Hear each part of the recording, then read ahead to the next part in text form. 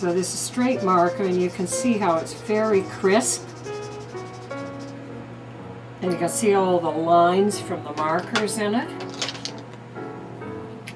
And let's see what this is.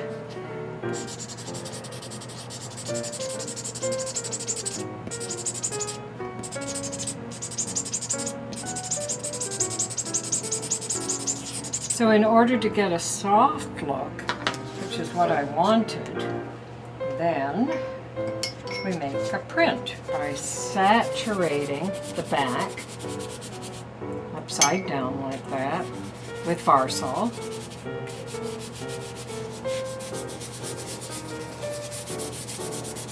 And then we'll see what we've got. So what you get is a softer look. And if you do it again,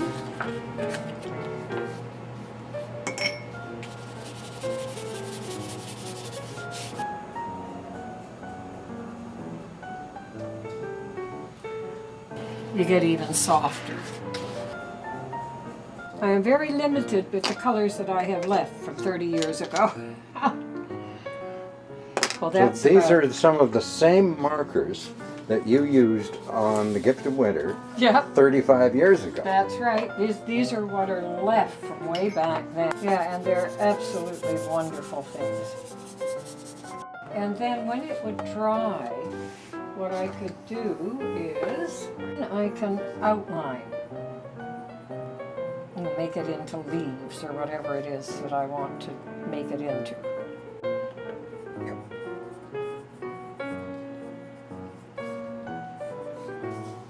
And play with it to make the thing that I want.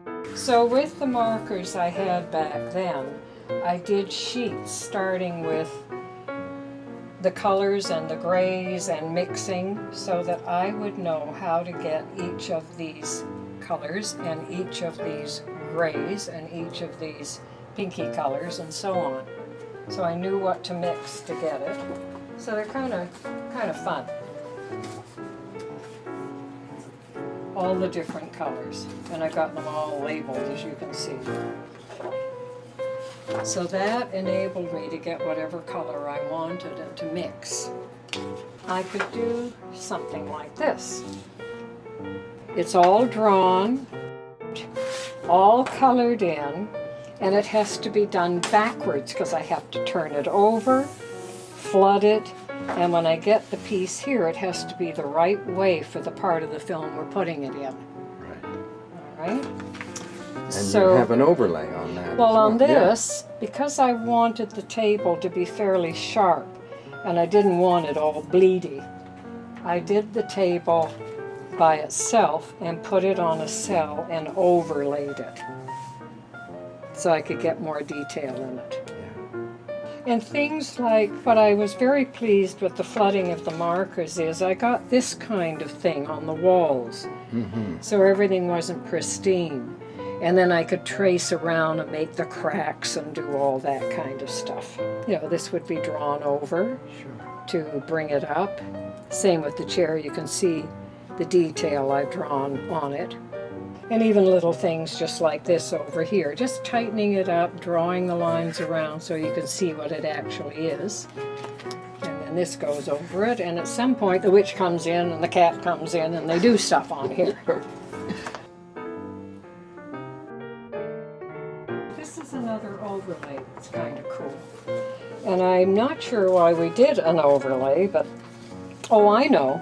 You'll see if I bend this a bit, it's got some material in here that's slightly frosted because I wanted this to look like broken glass. So I did the doors on separate pieces and then put this frosted stuff in and cut it out so that it would look like broken glass, and it actually works. Because we wanted several shots of things going on in the witch's house. Right. So I did one big sweep so we could have stuff going on here, and another frame or two we'd have it here, and another frame there. So it could be moved along. It's perfect. So the witch could go here, or here, or here, or here, and so could the other characters. And one background would do for several shots.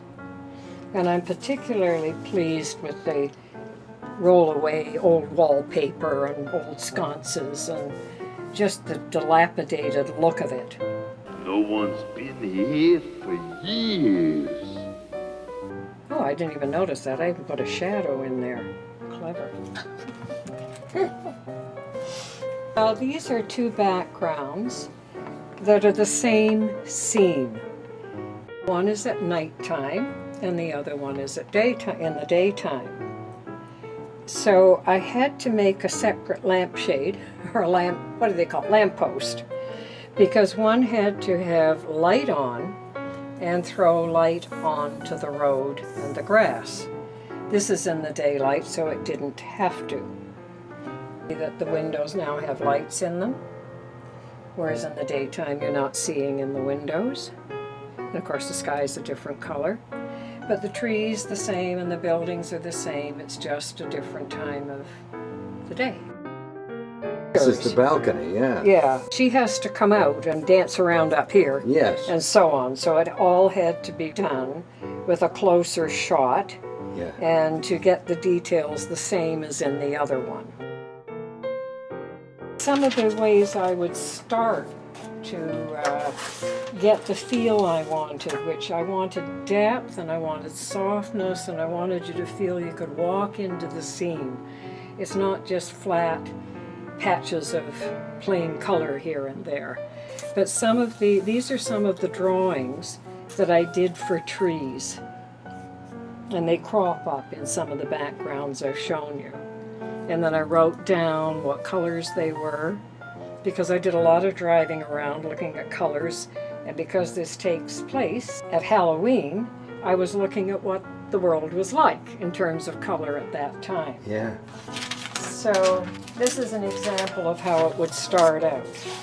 So there's the drawing, and then I forget how I got that onto a piece of paper, but anyway, color it in, turn it over, swish it with Varsol, and get the print.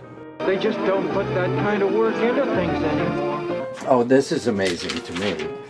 The house is the defining image. And a lot of this architecture is taken from older Toronto houses. Right, yes. Now this is backwards to the shot that it would be this way. Yeah, so you transferred the drawing onto another piece, colored it, flooded it, and used the print. Oh, boy. But everything had to be done backwards. Sure. So this is going to show up the other way around, with the door over here. Right. Well, this is out in the fields, and the wind is blowing, and the sky is all gray and cloudy. And these colors were really picked up from all the driving up the Don Valley Parkway and the Bayview Expressway. I did to get a feel for the color. Oh, the interior of the Ministry of Winter. And this had to be done in such a way that characters could run around in behind here. So this is an overlay. When the snow comes, everything changes. Because Old Winter cries and his tears turn into snow, and away we go. That's just an ordinary Jean Rankin background that's absolutely unique and arresting.